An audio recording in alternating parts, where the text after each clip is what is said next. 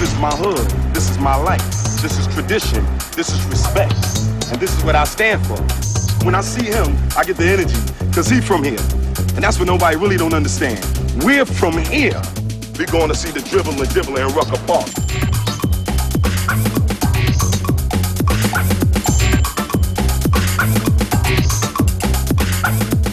He's the illest nigga alive. Watch him prove it. I snatch your head with your crown till it's stacked to it. This is my hood. This is my life.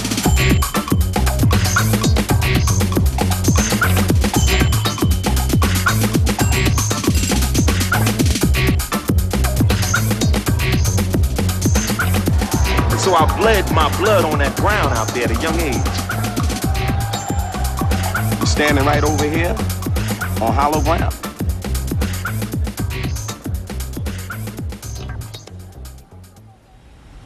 New York, America's capital of culture, art, and finance. But nothing captures the spirit of the city like playground basketball.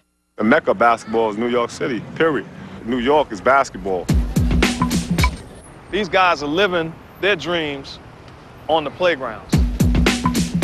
That's what New York City basketball is all about. It's poetry. It's poetry. It is something that should be bottled and shipped all around this country. If you go to a Rucker game, and for the people around the country that haven't been, or haven't seen it, or don't know anything about it, there's no place like it.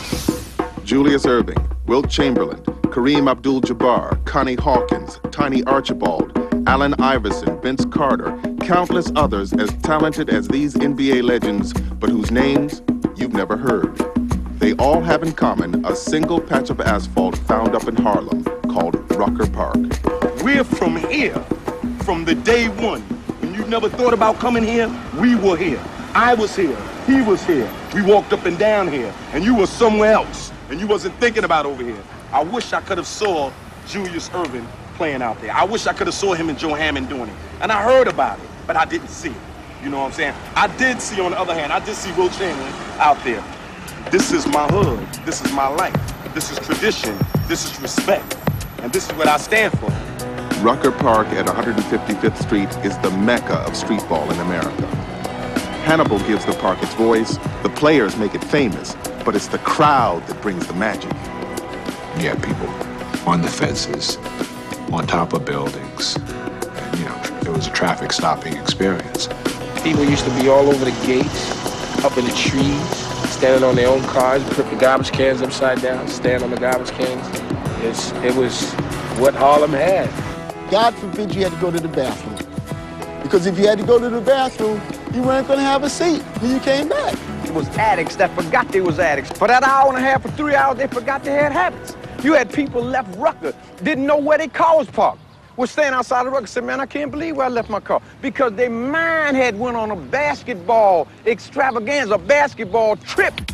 For the last 20 years, Rucker Park has been home to the most competitive streetball tournament in America, the Entertainers Basketball Classic. The #1 team at the EBC is sponsored by Bad Boy Records, undefeated for 2 years straight and gunning for a repeat championship. But I love the team and they represent me. And, you know, and I love everything about Rutgers and I love Harlem to the fullest. I mean, I love the whole thing about kids getting out there and being able to do their thing and competitive nature and everybody from the neighborhood being able to enjoy themselves and root for their friends and family that's out there in the court. I'm gonna put it to you like this. For all the sponsors of different Rutgers teams and different teams, it's just a way for them to give back. It's the urban way that they give back. Puffy, he comes to our games. People love him in New York. That's the only place where they could actually go and see him and be around him in an everyday environment. Just that bad boy stamp alone. Right. You understand, like he said, you take on a responsibility of upholding a name. Bad boy is higher in the music industry. It means something. Realistically, just like realistically, they set the standard in the music industry about how to dress, how to look, how to talk. Our team set the standard on how to play for the last 4 years in New York City street basketball. And we still set it every day. To appreciate the EBC, meet some of the players who make it all happen. I I'm Captain Nappy, and it ain't for nothing. This is real. You know, no heart, no glory. Unless you put the heart into the game, you ain't gonna get no glory out of it. And even though we get a lot of love on the streets and we get a lot of love and respect around our town, if you don't make it to the big show, it's almost like a waste. They step to me, but they can't be me. For my opponents, it takes a lot of strategy. But my main goals right now, I'm trying to win another championship with Bad Boys basketball team. I just want to get another ring. Just like Jordan did, I could do it. And that's my NBA, Rucker. Back in the 80s, a 16-year-old kid became an instant celebrity his first day at Rucker Park. He brought a style that helped brand the EBC as the hippest tournament in America. His name is Malloy Nesmith, but Harlem knows him as the Future. I got that name Future from the Rucker. I got on the court and I just started dancing with the ball and doing the craziest pass nobody ever seen. So the guy Duke was like, yo, we gotta give this guy a new name. We gonna call him the Future. And I said, why you gonna call me the Future? He said, because the moves you do gonna be in the NBA in the future. You hear me? Yeah, Big Daddy, that's how we do. Yeah, it stuck with me because right after the game, you know, little kids was coming to her, hey, what's up, Future? And I looked like, Future? I said, hey, I'm doing okay. And then the next day I went down to Rucker to watch a game, and everybody was saying, Future, Future, Future. And on every block, they was talking about me. So I was like, well, that's my name now, Future. I got a game. Oh, God. Oh, my God. That's why we did. That's why we call him the main event. I had 2 nicknames so far. My first 3 years at the Rucker, they called me the coming attraction. I did a 360 dunk on the animal, they called him. And the guy on the mic changed my name. That's when he changed it to the main event. So I've been the main event ever since. He stays in the air like Vince Carter, Michael Jordan. The only mystery for him is when he'll land in the NBA. He lives to play at Rucker every summer. Does everybody know without a doubt that's the main event? And he's tremendous. He has a lot of handles. You can throw the ball from the top of that roof, he'll catch it, he'll dunk it, he'll make it happen. A lot of people see me at the Rucker and probably be like, this kid can't shoot a jump shot. But we have like role players and we have special roles that we play. And my role is to bring entertainment from beginning to the end of the game. You know, the guys that I play with at the Rucker, I've been playing with them for 9 years. I've been playing at this since 10th grade. You know, the guys, it's like a family. It's like my basketball family. Mousy is Bad Boys' coach and the man behind their 2-year winning streak. One summer, he had NBA pros Stephon Marbury, Elton Brand, Ron Artest, and Charles Jones all on the same team. And most likely, someone from his current Bad Boy crew will soon be joining them in the NBA. Malloy started me. He said, Mouse, let's get a team. You know, let's get a team at the Rucker. And that was my first year. We went to the championship, but we lost. You know, we lost, but that was a good experience. Last year, they used to bug me all the time. They'd be like, oh, you got the greatest players, but you can't win the championship. You know, that's all. I used to hear that so much. Now it's all I hear is can't go back to back. The NBA's newest #1 draft pick out of Duke University, Elton Brand, is the latest proof that Rucker is the most competitive streetball arena. 2 years ago, Elton played for Mousy's Bad Boy team and took them to the championship. You know, Mousy has, had a lot of players that have played his system, so he knows, how to coach. He's a, very good coach. I don't know if he can coach on the Division I level, but, he's a good coach. What I used to tell you, we was in the 9th grade, what you was gonna be? Oh, #1 my franchise. That's gonna be my franchise.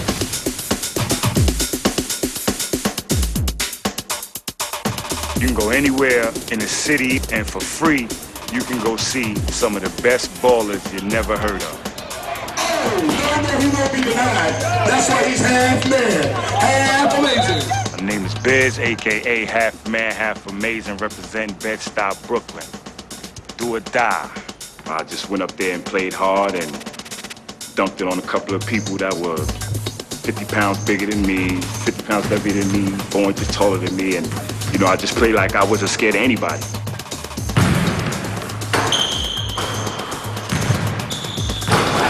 So somebody in the crowd just shouted out, he's half man, half amazing. And what I know, it just took off from there. With Bad Boy throughout the years, I had to recognize that I had a role on this team because anybody on our team could score 20, 25 on any given night. But it's only one ball and 5 players on the team. You know, so you have to realize your role. I'm coming out here to play just as hard as you. I don't care what your name is. I don't care what my name is. I'm just coming out here to play ball. I'm here to play because that's why I heard the competition is at. My lady Carla, she's the type of person where she's not going to let you quit if she sees you can do better. There's something that a lot of people need to realize. These guys didn't want to be in the park. They wanted to be the I don't Michael think they Jordan. asked for that. And they wanted to be, you know, Elton Brand getting, you know, coming out of college, getting top draft. When she comes to the games and I'm on the court and she sees I'm not playing well, you know, she lets me hear it. Half man, you're not playing. You're not playing. You better start playing.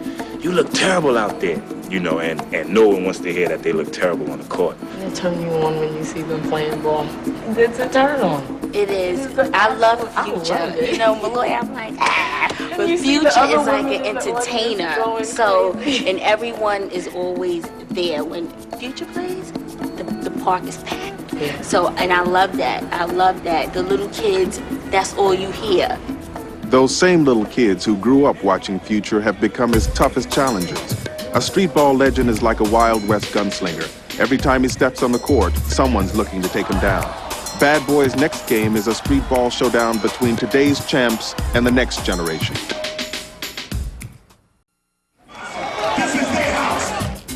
Bad Boy always wins. It's been 2 straight years without a loss. Tonight, they take on a young squad sponsored by Slam Magazine and led by Ron Niclario, a veteran coach they call the Teacher. Ron brings to Rucker some of the high school ballers who last spring won him his first citywide high school championship in 20 years. Niclario gets these kids before all the big-time hype can carry them away. Well, coaching at Rucker Park is not like coaching at Knicks and Madison Square Garden because actual coaching is not going on. It's basically just substituting guys in and out, and when you take a guy out, the first thing he does is complain that he's coming out, and if a guy's on the bench, he's complaining he's not in the game. Slam is the underdog. The reality of facing Bad Boy in front of the rowdy Rucker crowd is enough to make a few of the kids literally disappear at game time. Where is he? He's somewhere over there. Somewhere. You better get killed with the team we have. But y'all gonna get killed no matter who we... You're right. How long we go back, bro? Too long. You put 5 on one side, you put 5 on the other side, you got a game. 1 on 3, 1, 2, 3, play!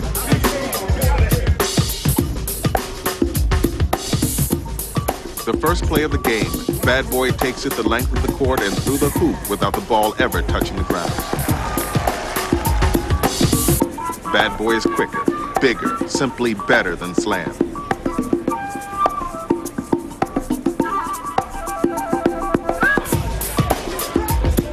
For these high schoolers, it's not about winning, just trying to escape with their dignity intact. Slam has to fight for every basket, while Bad Boy just can't miss. As the gap in the score widens, Slam resorts to hard fouls.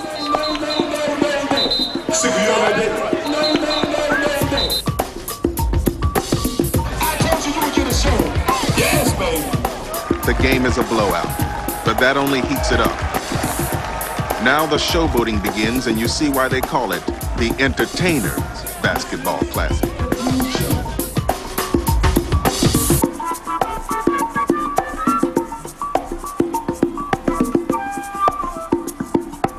Even Ron Niclario catches Rucker Park fever.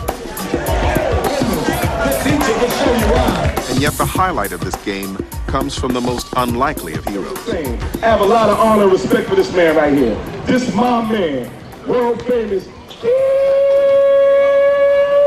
Slob. Keith, you want this shout out to everybody? Yes. Keith Slob, a mentally handicapped Harlem resident, practically lives in this park. You can find him there every day. The love and respect he gets is as high as that given to the greatest streetball legend.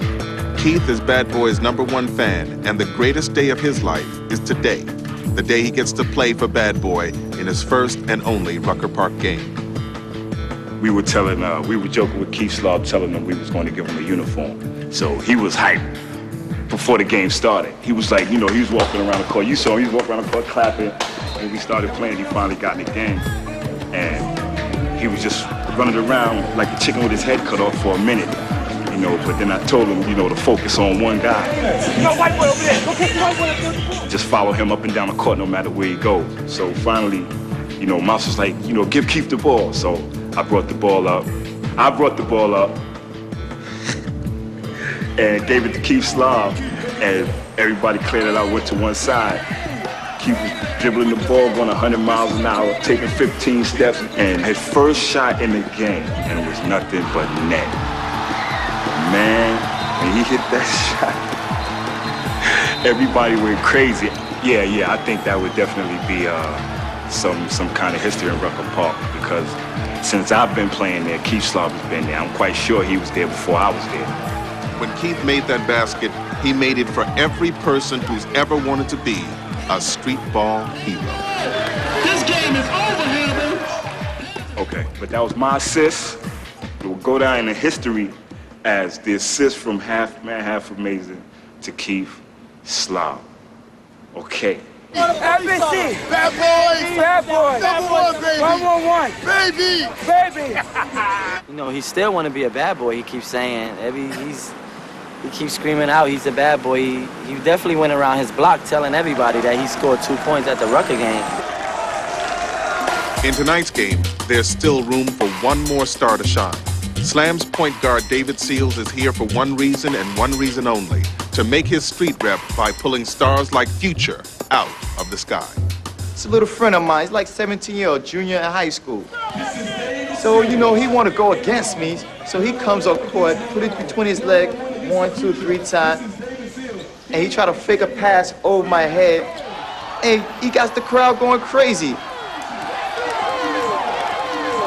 I'm like Puff Daddy, public enemy #1. Everybody want to get me. So now it's my chance to get the ball. The crowd going crazy for him. So now the crowd want me to get the ball. So they threw on the music. So I got the ball. I started dancing with the ball.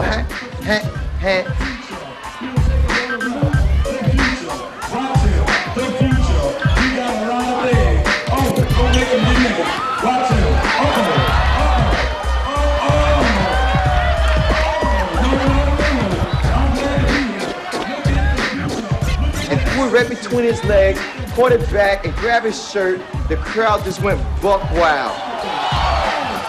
People just couldn't help themselves. If they were feeling it and they were feeling you, they wanted to go up and they wanted to touch.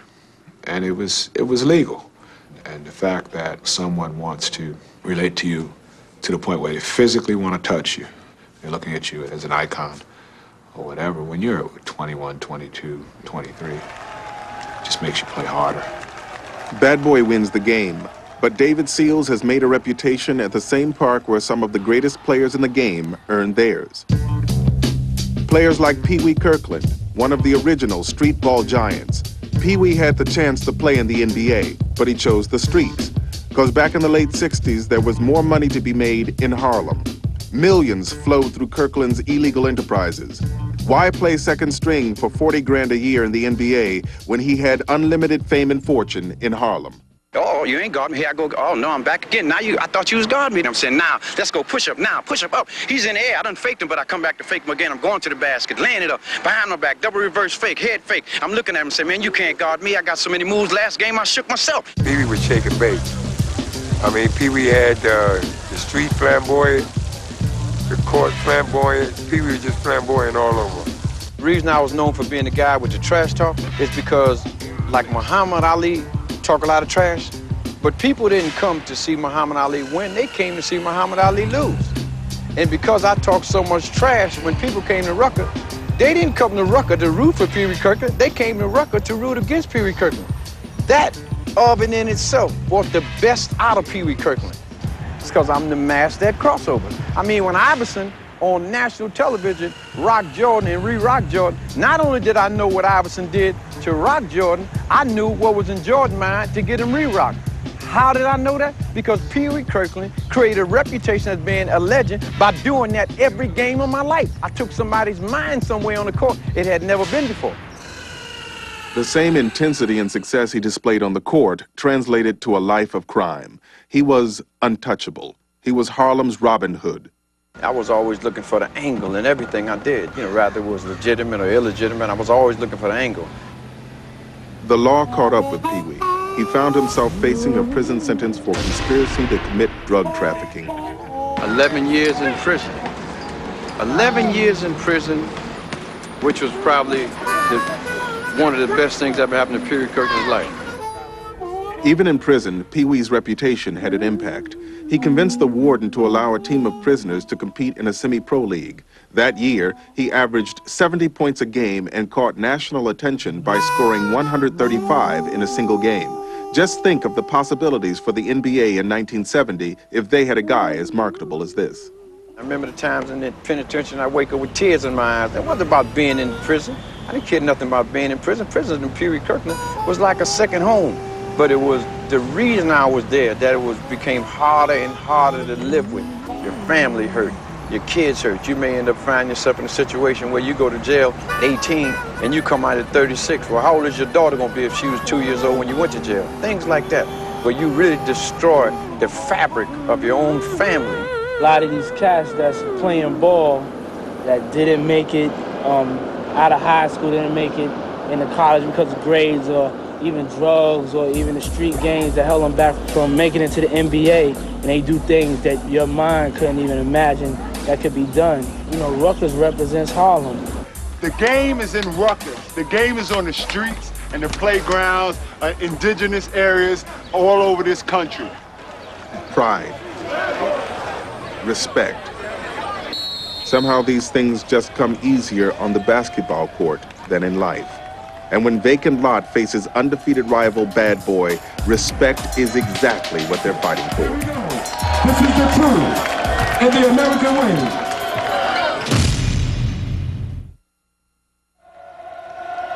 On the street, reputation is everything. And for 50 years, streetball reputations have been created and destroyed at Rucker Park. For hip-hop tycoon Sean Puffy Combs of Bad Boy Records, his team's 2-year winning streak earns him street credibility in his hometown Harlem. Their opponent, local upstart record company Vacant Lot, knows it's playing not only for respect on the court, but also in the billion-dollar hip-hop music arena. On Bad Boy tonight, Vacant Lot, 129 Linux. We the team that they want to dethrone. We like the Dallas Cowboys. We like the Chicago Bulls, you know. We the dynasty team. And you got these up-and-coming cats, Vacant Lot, and you know, they want to get a name and a little rep for themselves. I mean, the back and forth talking is that's part of Rucker. It's just a part of the fun. It's a part of the energy. You don't want to talk loud, we want to talk louder. You don't want to dunk, we going to dunk harder. You want to dance, we can dance better. And if you want to make some records, we can make some better records. That's just the way we feel. Vacant Lot is the only other undefeated team in the tournament. Their most dangerous weapon is 18-year-old shooting guard Adrian Walton, a.k.a. Whole Lotta Game. Here we go. Here we go. This is the truth. This is the truth and the American way. This is Vacant Lot. This is Bad Boy. And we're going to have war. From the start, Whole Lotta Game is on fire, locked into a groove. Like a jazz musician, swaying, swinging, having his way with Bad Boy.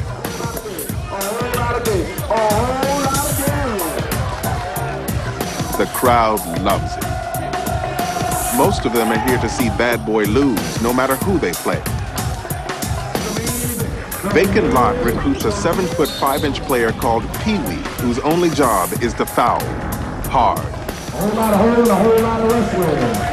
It won't be free. This is Pee Wee. Bad Boy gets frustrated, out of sync, and Future can't get his shots to fall. So he compensates with hustle and defense.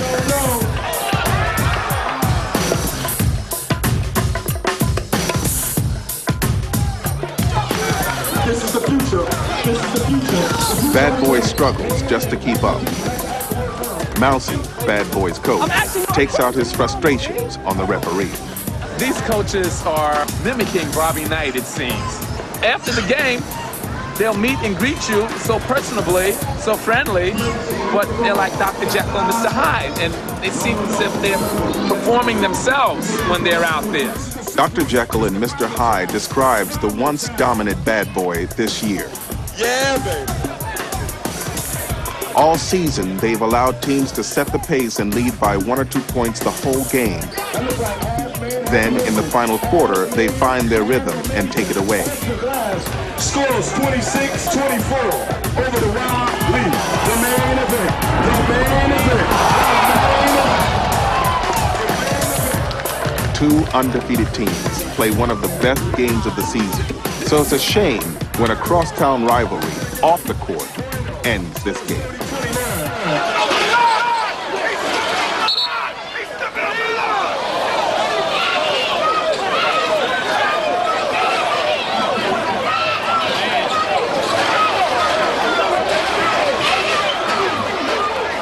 So I guess a dispute started between, from what I heard, two rappers. And it really didn't have nothing to do with the Rucker. It was just the fact that they bumped heads on this ground. It was going to happen whether they bumped heads here, whether it was in the street, or whether it was at a club or anything like that. It's just the Ruckus, baby. It's fantastic. Ghetto fabulous. What started it? You know I wouldn't let it come out. What started it? Yeah, I was outside the party. If y'all see it, don't let it. Originally, when we was in Africa, a group of guys came over here, stole us from our homeland, brung us here, raised us in a toxic society, poisoned our brains, and now we don't know how to act. And the only time we really pull it together is when we get on the court. With a staff of 50 people and attendance of several thousand more, EBC founder Greg Marius takes on the responsibility not only for everyone's safety, but also for the integrity of the park. Well, I've been putting this tournament together for 19 years, and what's good about this whole situation is when we started the searching, it helped eliminate a lot of problems as far as what if that happened again, and what if we didn't search. The whole attitude and everybody's conscience would have been like, yo, I got to get out this park. I see a scuffle on the other end. Anything could be happening. Guns could be drawn right now. So the first thing when they see that is they just start running. Now that we've been searching for years now, that doesn't happen. The worst case scenario is it's a fist fight. And that can happen anywhere. I mean, the beauty of it is that it's raw, you know, raw and uncut.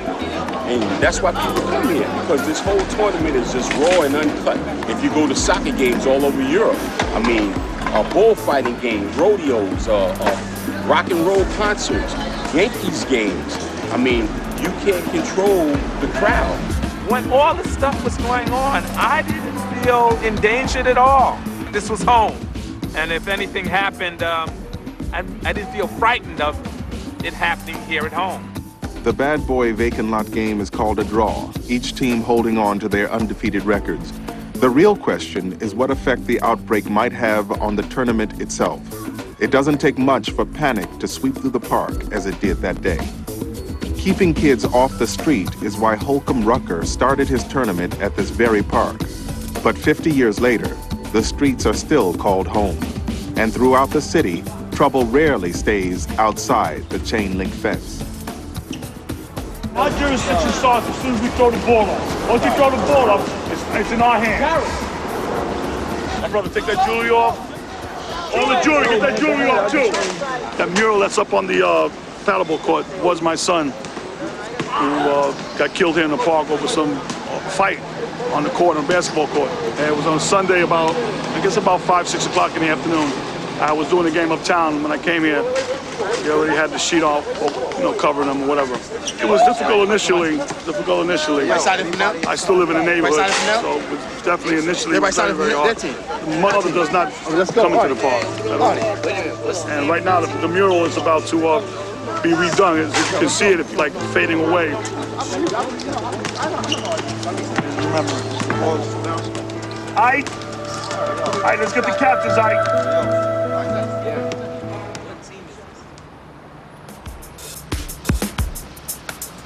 The ghetto is a state of mind that society has stuck us with. So they say, if you live in projects, this is how you're supposed to live. Ain't nothing ghetto about these projects. So we have to get into ourselves. We have to understand ourselves. that we are valuable, we are very important. It's not the condition that you live in. We create these conditions. We create the situation. While the streetball court has its share of violence and pain, it can also be the heart of a community's pride. In 1997, bad boy power forward Main Event began Ball for Life, a nonprofit program to rehabilitate parks in urban neighborhoods. He hooked up with sneaker company And One to hold a celebrity game for the And One mixed tape and to raise awareness for his urban renewal program. His first target is in his own backyard, Martin Luther King Park in Linden, New Jersey. It's a park with a special significance in Main Event's life. First time I ever dunked a basketball, I was coming from football practice. I was in 8th grade and I had my cleats on. I was like, man, I could dunk. And this basket right here was my first basket I dunked on. Two-hand dunk. The main event.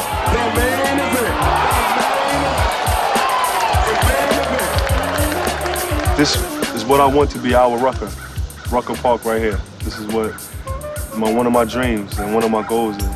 The tar's coming up. That's not good. Somebody could come slip on this. I'm gonna try and get the lines, good lines out here. One day I want to have a tournament down here. And then on the center court there, I will have a picture in the middle of Dr. Martin Luther King, because he is a part of this park in his way. What I want to also do is try and have that one day where everyone in the community come and they know that this day is coming.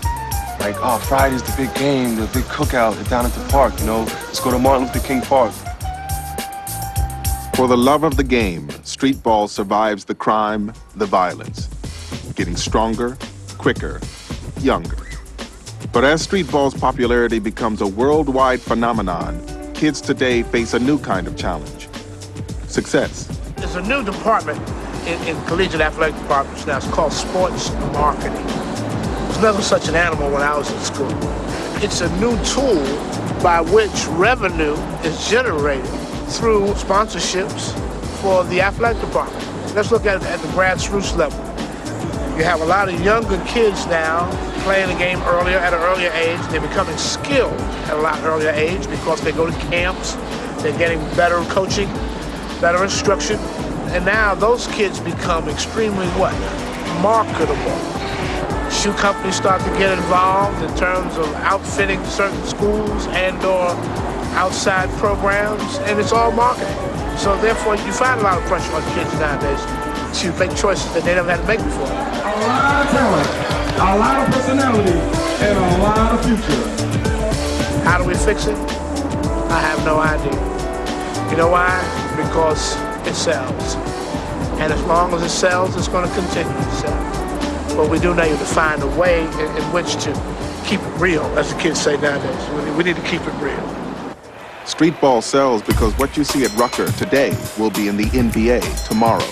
That's why Rookie of the Year Vince Carter comes uptown to make his connection with the hometown of streetball soul. It was at least 200 kids ran on the court and surrounded him. We had to stop the game for at least 10 minutes. Vince Carter brings his game to Harlem, and Harlem is ready. Yankee Stadium, one of the greatest arenas in professional sports, is just across the river. But Rucker Park remains miles away from any official pro league recognition. With the first big boom of success in the 1970s, the NBA could no longer afford to lose their best players to streetball injuries. I think it all changed when the big contracts started to happen. I think once the superstars and the real great players in the league started to make the serious money and then realized that, playing on asphalt and playing on concrete may hurt their career or may end their career. The Rucker Pro League dried up like a creek bed in summer. It took almost a decade before the Entertainers Basketball Classic arrived at Rucker in 1980 and pumped new life into the streetball wellspring. Sanctioning Rucker Park, it's an opportunity that still exists. David Stern takes a hold of what's going on here. Just take a trip down to Rucker and understand this is where Dr. J, Wilt Chamberlain, Earl Monroe, the GOAT, legends have set the pace for guys like me, and why not grab it in the NBA and send it around where everybody can say, wow, that's what New York City basketball is all about. NBA stars still come out to play at Rucker to get the street credibility that only New York City can deliver. This year, the Toronto Raptors' Vince Carter made the trek to the streetball mecca. A summer rain forced the game inside a Harlem gym where fans got to see a dance between NBA skills and streetball style. Then it really showed a guy named Adrian Walton, who's in high school. It just showed his ability as an 18-year-old to go against Vince. Boy showed a lot. Came down, hit a three. Vince came down, hit a three. They kept going back and forth.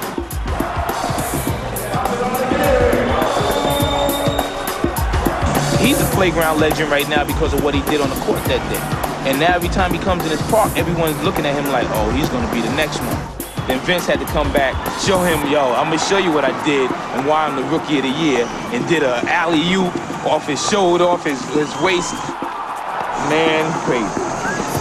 It was at least 200 kids ran on the court and surrounded him. We had to stop the game for at least 10 minutes. And he did it like 3 or 4 other times. We had to keep stopping the game. It was great to have him up here. Hope to have him back. I hope he's another one that goes back and say, yo, you need to play at 55th. When a star like Vince Carter comes uptown to play, the NBA dream comes alive for every Harlem kid right here at Rucker.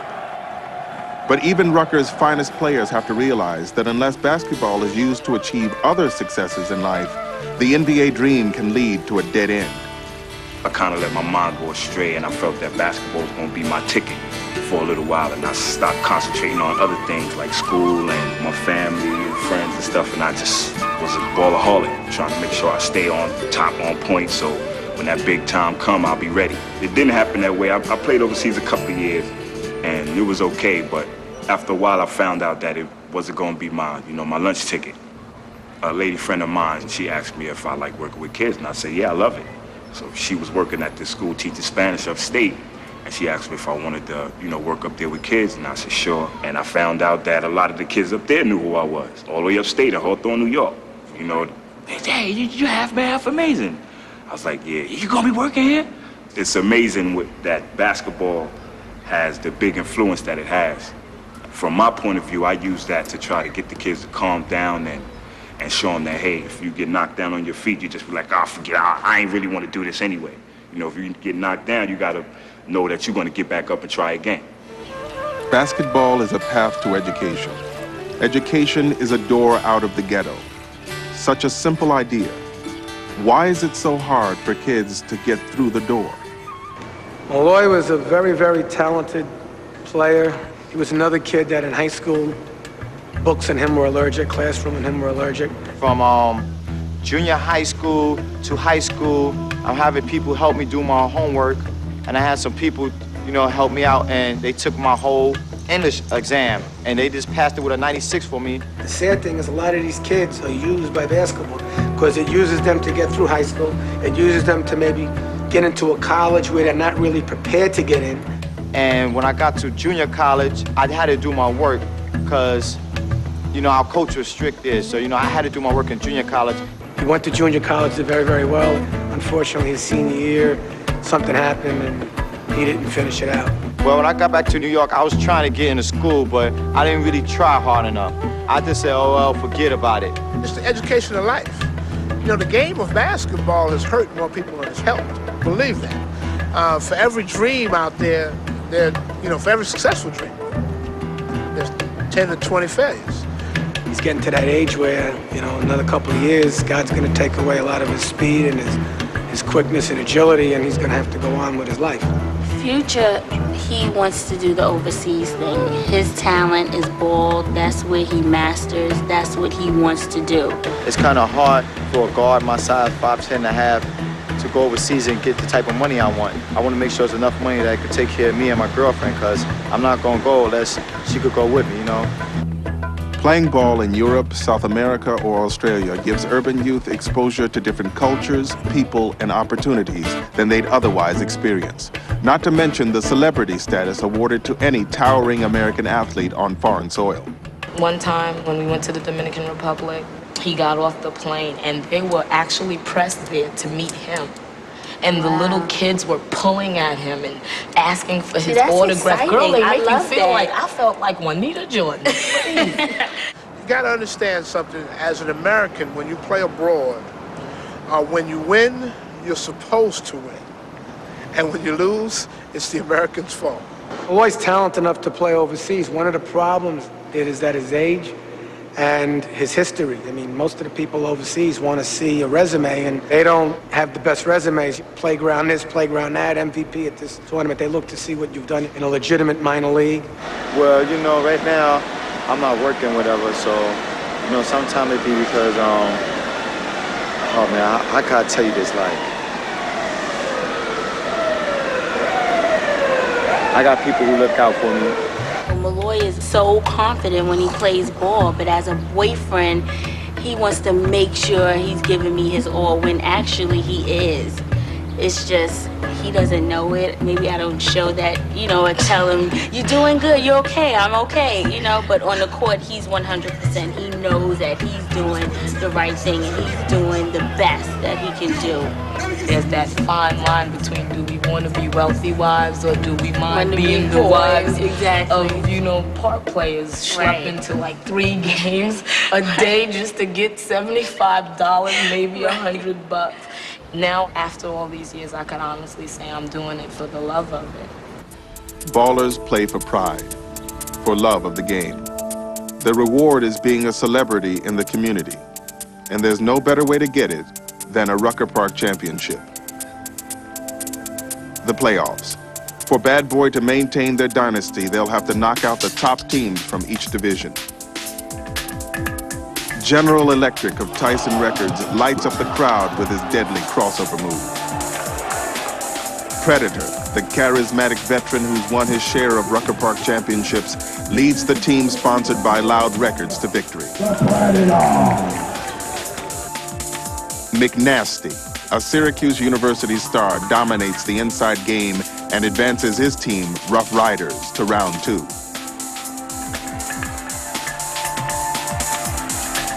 Relativity, aka the Posse, crushes Black Hand, who seems lost without Vince Carter there to save them from elimination.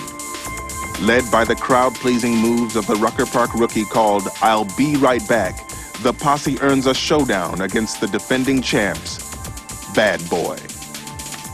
The competition this year is on a higher level than anything Bad Boys faced in previous seasons.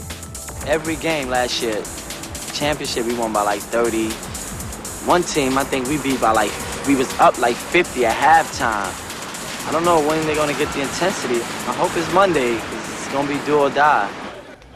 The big game brings out the original play-by-play man at the EBC, the one who's given out nicknames since the early 80s, Duke Tango. Ladies and gentlemen, boys and girls, children of all ages, the Ace Tennis Basketball Classic, proudly present the best there is, the best among, the best that ever will be heard. You hear me? The 1999 Ace Tennis Basketball Classic playoff, the world. The intimidation factor Bad Boy used to have over other teams is noticeably absent. In the early going, Relativity just seems to want it more.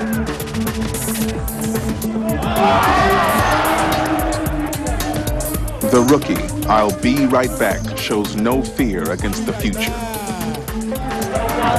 And I learned things from him by watching him. Smaller than him, so he tries to muscle me down, those little elbows. But I know it's all in fun. It's a game. I just got to do what I got to do too, which is go right back at him. I can't back down, or else he'll see weakness. Batten down the hatches. I told him it was going to be a good one.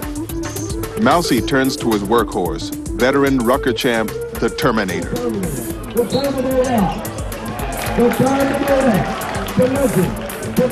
Me personally, I know that it's harder to win it the second time around. I mean, I won it 8 times, and that's like the biggest trophy that you could get in New York City, and I've been fortunate to win it 8 times, going for 9 this year.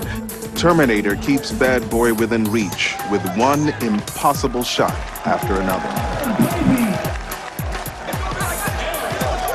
Future feeds Terminator's hot hand. He knows it's over unless Bad Boy wakes up. This is the future in Harlem. It's clear this game goes to whoever shows the most heart, the most hustle. A whole lot of controversy, a whole lot of action. deadlocked at 26. We're at unholy war. Streetball intensity is in full effect. So Bad Boy pushes back. The hard hit gets Relativity fired up. Reggie Freeman, a.k.a. High Five, puts on a basketball clinic with moves he perfected when he led Texas University to the Final Four. Well, what you gonna do when it comes to you? High Five looking at it. In a crucial situation like this, where is the main event? Main Event watches from the sidelines, held back by an injury he picked up in another streetball tournament. And Relativity continues to roll as they head into the last quarter. Relativity, you're looking at a victory, but I'm not counting out the Bad Boys yet. Bad Boy is against the ropes. Their 2-year undefeated stretch is 10 minutes from over unless they take the last quarter of the game from yet another record company rival, Relativity. Sensing that Bad Boy's championship hopes are in danger, Captain Nappy shows why he is the all-time leading shot blocker in EBC history. But Relativity matches him block for block. Mousy calls timeout. Nobody helps. They call him Mr. Nappy. His real name is Shane Wisdom. Shane was a very, very talented player that we thought could have really done something NBA-wise, definitely overseas. He never worked on his game. We had a running unofficial wager because I had a young man at the same time that was maybe 2 inches taller than him, but Shane had a longer actual arm reach than this kid. We worked hard with both, but this young man is finishing his 10th year in the NBA with the Miami Heat, and Shane's Wisdom is still playing at the Rucker. As far as basketball, in terms of the Ruckers, the NBA ain't got nothing on us except for money. And that comes and goes, but the glory of the Ruckers lasts forever. Forever. The streets don't go away. This is home.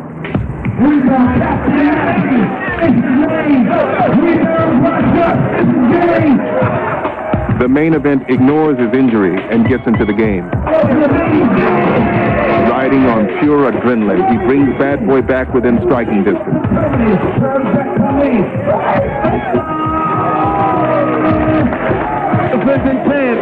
They're not going out like that.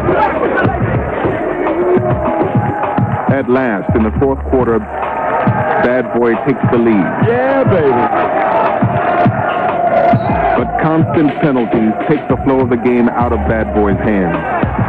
Bad Boy feels as if the referees have it out for them. And the crowd can smell blood in the water.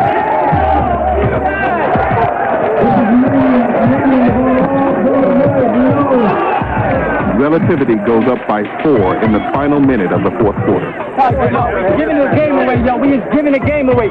We scored up, then we let them go back up by 4. That's still the lead, yo. All right? On three defense. 1, 2, 3, defense.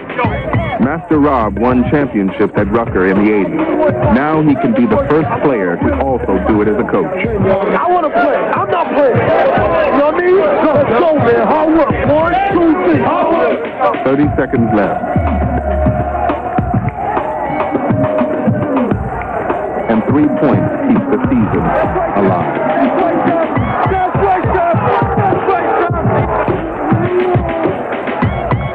Bad Boy fouls quickly to send Relativity to the line. With 9 seconds left, Bad Boy still has hope.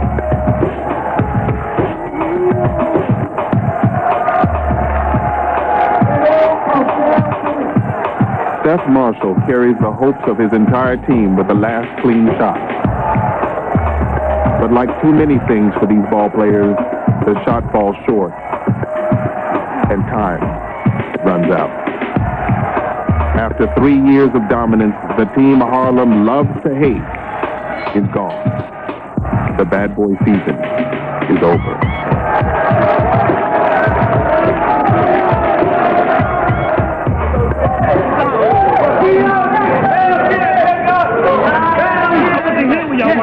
I didn't win with them. But I was playing with Bad Boy. Let us back.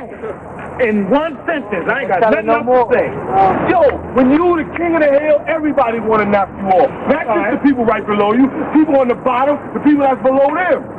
Ain't no more games up at the Rucker. I don't believe it. Can't believe we are out in the semifinals, man. I at least losing the championship. That ain't never happened before. How we gonna recover? Oh man. The best coach in EBC right there. Can't beat him, you might as well cheat him. We felt cheated, but we cheated ourselves by not playing hard. Nobody left their game on that court. Nobody even came and played. They thought they could turn it on and off. So it's, it's a little David and Goliath thing. It goes back, and we happen to be, I think we were Goliath this time, and we lost. Gotta have a lot of patience in this world nowadays. You know, if you want things to happen fast, it's gonna blow up in your face. With Bad Boy out of the running, the EBC championship is up for grabs, and the winner of this semifinal game will take on Relativity for the ultimate prize. Let's go tomorrow. We don't do what we do. Loud Records, the team co-sponsored by hip-hop superstar Fat Joe, is the odds-on favorite to win it all with Bad Boy out of the way. Rough Riders, sponsored by the platinum-selling record company, is a team with inside dominance from Syracuse grad McNabb. Loud Records puts together combinations you usually don't see in a streetball game, using teamwork and communication to build an early lead. Loud Records dominates the first half, and it looks like the game might turn into a rout. But Rough Rider won't let go. University of Cincinnati's point guard Kenny Satterfield is the playmaker who motivates the team, and High Octane takes care of the rest. Deep into the second half, it's still anybody's game. With a minute and 23 seconds left, Loud Records takes a 1-point lead. Nothing but the net. Did you see that? Nothing but the net. Kenny Satterfield doesn't back down and takes it back. Loud's last chance to steal a victory and meet Relativity in the championship game falls short. Rough Rider advances to the final. The fans know they've seen the best free show in New York City. The team of the championship as far as brotherhood, sportsmanship, basketball. Regardless of the outcome, players on both teams are proud to play on the same court where the game's greatest players came of age. Legends who changed the way the game was played, not only in the playgrounds, but also in the NBA. Dr. J epitomized what street basketball is all about. And he was allowed to be creative. And that's what we're talking about, creativity. I think when someone mentions the name Rucker Park to me, it reminds me of a time in my life when I felt a very special type of freedom as a basketball player. My years in the Rucker League, the guy who was announcing the game tried to give me a lot of different nicknames. You know, I mean, I would pick the ball up with one hand and come out of the corner and cover a lot of ground, flip it up or pass it or dunk it. He started calling me the Claw because I could pick it up with one hand. And he started calling me Little Hawk. They would call me Houdini. All those names were unacceptable. They decided to go one day. I said, you want to call me anything? You know, just call me the Doc. That's what my friends call me. Jackie Jackson. So nice to name me twice. Jumping Jack was my name. Jackie Jackson begat Dr. J, begat Michael Jordan. I went to with the Harlem Globetrotters, and I stayed with the Harlem Globetrotters for 19 years, you know. I took my skills all around the world. Wilt Chamberlain said, and you can look it up, that Jackie Jackson was the highest jumping human being he's ever seen. I could just sail through the air. My friend Eddie Simmons vetted this guy that I could touch the top of the backboard. That I could take the quarter off the top of the backboard for a case of beer. We got a guy that climbed the pole, reached in his pocket, took a quarter, put it on the top. Let's see if you can get that, Jack, you so bad. I took one leap, went up, smacked it off. And that was that.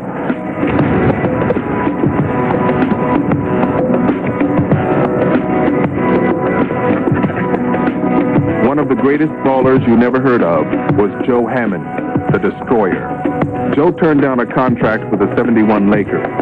He preferred Harlem because Pee Wee Kirkland, not Jerry West, was the example Joe was looking to follow. Now listen, one of my brothers said he was Tiny Archibald. He loved me. My other brother was Julius Irvin. They said, who are you? I'm Joe Hammond. I'm the Destroyer. They had a lot of great players up here. But, you know, I guess maybe they say I'm at the top because I score maybe more points than anyone else played up here. You know? Plus, as a rookie, ain't no one in the history, I think, of the Rucker won Rookie of the Year, High Score, and MVP, which was in 1971, all three of the trophies. Well, I played up here in 77 and scored 71, and I came back in 80 and scored 74. Right then and there, they stopped the game. I said, wow. And my coach said, stay on the court. And I was walking off. I took my jersey off, and I said, here, coach. He said, get 80. I said, well, ain't nobody going to break my record with me. That's what records are for, to be broken. I wish it would be broken, you know, so I could see a good game. I knew Joe since the first time I played in Rucker. That's probably like 9 years ago. I mean, I just knew about it. I went up to him first and, you know, shook his hand or whatever, but he always come up to me, show me a lot of love and support. Joe was like, really tell me like, yo, you let him know you here, you know, let him know to respect you. The Destroyer passes the torch to future generations, which kindles the flame of 7- and 8-year-old boys in Harlem. They want to do moves like Future. So I would like to be called the new man because I'm coming soon. My dream is to one day make it to the NBA and help all the people who help me and make my town a better place.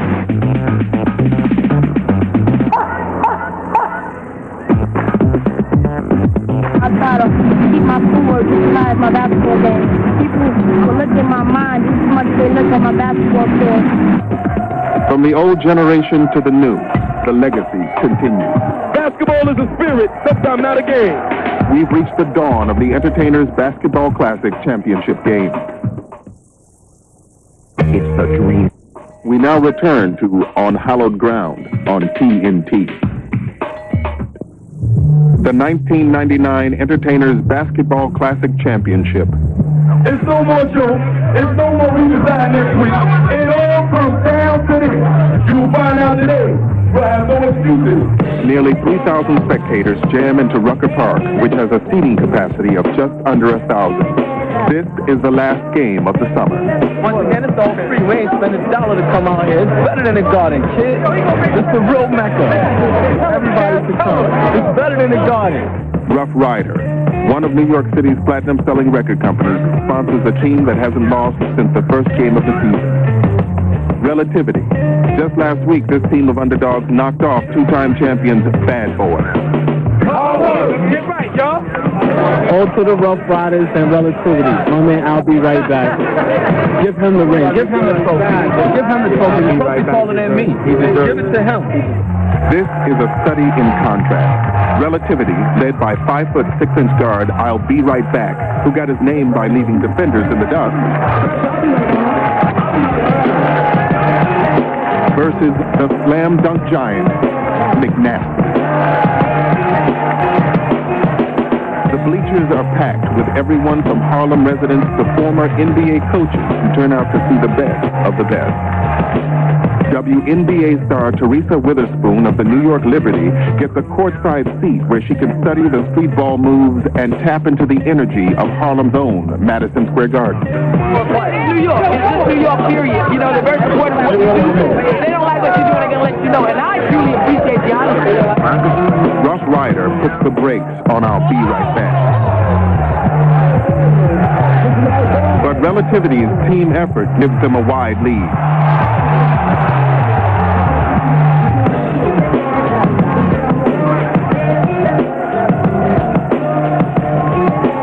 McNasty dominates the inside game.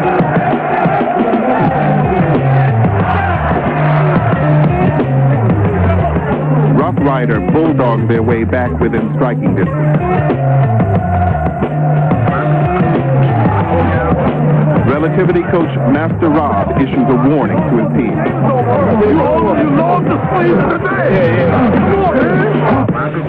Given an inch, I'll be right back takes a mile.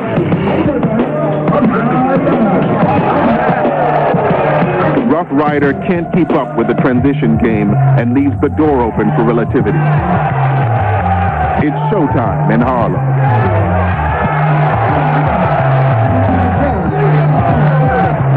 Relativity, a.k.a. The Posse, steals the ultimate prize, the 1999 Entertainers Basketball Classic Championship. Master Rob is the first person to ever win the championship both as a coach and as a player.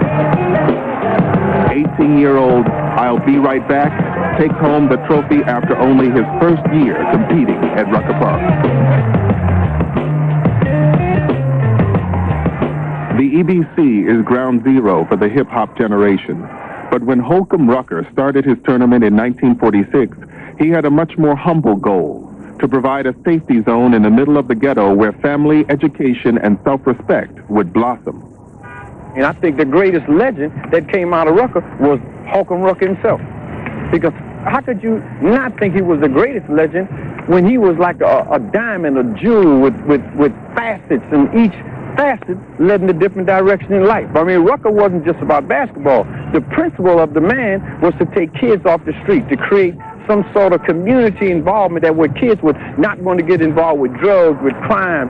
Everything that I owe really goes to Rucker because he saw those things as a kid when we were running around here doing nothing.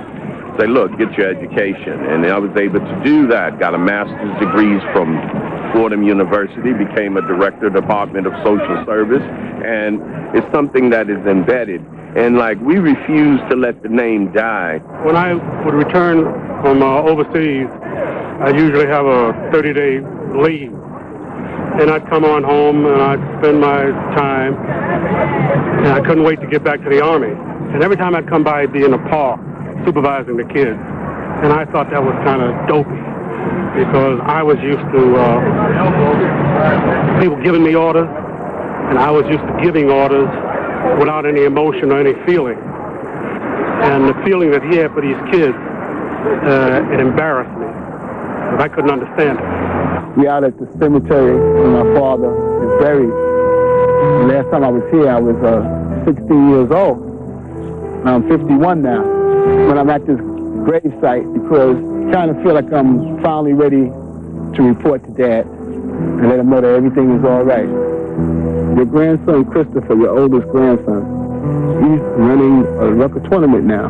He's going to do something that you didn't do, and that's really concentrating on making money also. You have to say, Dad, it's a new day. Standing on the foundation of his grandfather's vision and the EBC's success, Chris Rucker is bringing the family name back to the park. From his offices in the Empire State Building, Chris prepares for an international launch of a clothing line and a basketball tournament simply called the Rucker.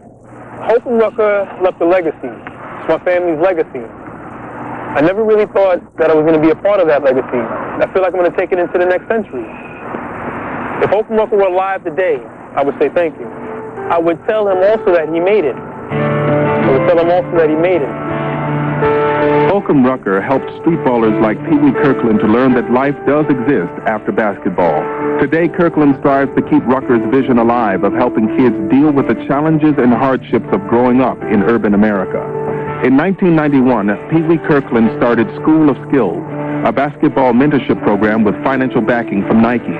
Every Sunday, hundreds of kids come together at Riverbank State Park to learn basketball and life skills from Kirkland and his School of Skills ambassadors. The mission statement of School of Skills would be to use basketball as a draw, but to have an impact in kids' lives as it relates to problems that young people face today, drugs, crime, violence, dropout rate in school. Kirkland turns to his ambassadors, young men and women who know firsthand just how deep the ghetto experience can get for a kid. One of these ambassadors is a former high school All-American and a rap artist for platinum label Rough Rider named New Child. No matter where you live, I know you'll always come back to this spot. Tell us why. This is where my brother lost his life at, when my brother got murdered, right here by this phone with a lot of my childhood friends. In front of my mom, my brother got shot in the face. But after the turn of events after my brother's death with me, my life taking a downward spiral and me getting out of control and getting high and getting locked up all the time, getting high every day. Because it's about reaching all kids, about helping all kids, but it's also about reaching that kid that maybe even our society want to forget and turn their back on and make themselves think that that kid don't exist. When I know that whatever way our kids go today, our future in America goes tomorrow. So this is our calling, man. This is our calling. This is our calling to be soldiers of God, to help other brothers, young sisters around the world, man. See our struggle, see our pain, let them know that we survived in spite of. You know, all the darkness we've seen, it's light. A lot of light came in our life and we accepted it, we embraced it. And now look how far we've come. And look how far we're gonna go. My brother got shot in the face for me to see. New Child usually start us off, so come on, New Child. Y'all gonna have to give me some energy to amp me up. Now where my dogs at?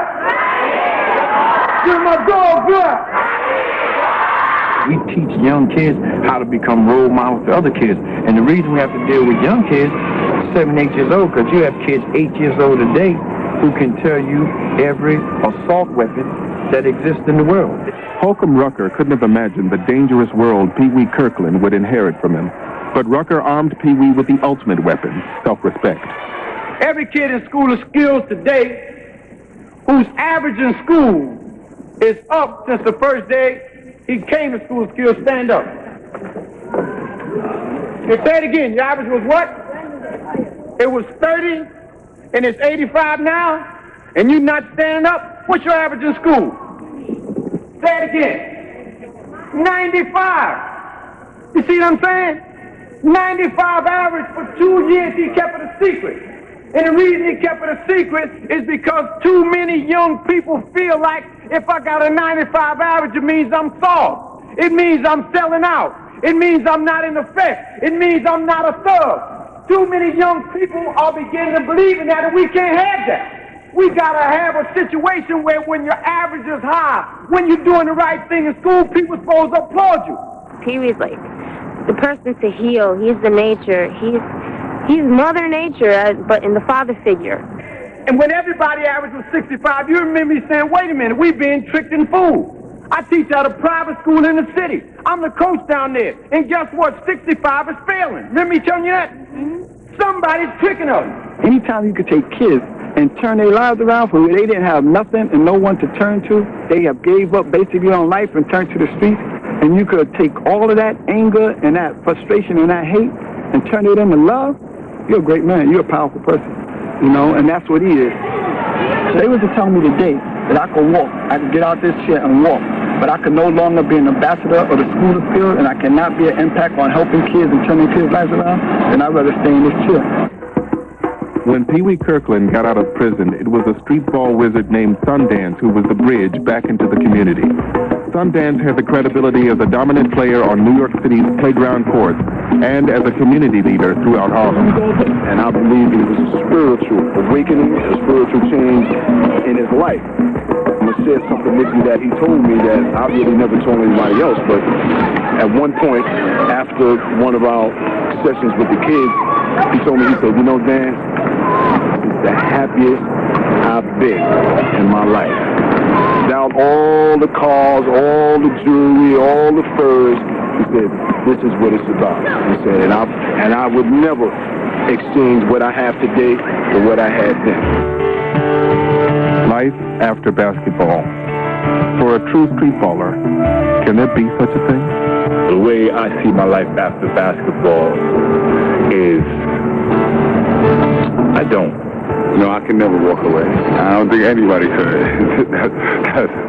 That's what it's about. Not walking away. The game is bigger than the league.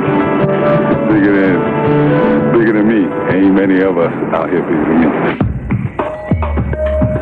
For the players on the hallowed ground at Rucker Park, there is no life after basketball because life is basketball. The question is that a problem or a solution?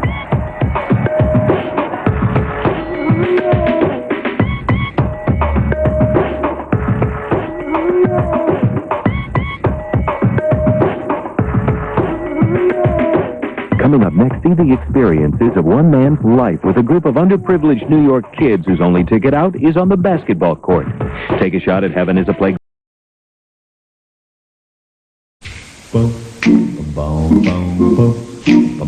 Yeah. They say it's alright. They say it's alright. Say it's alright. Have a good time, 'cause it's alright. Everybody knows that it's alright. Whoa, it's alright.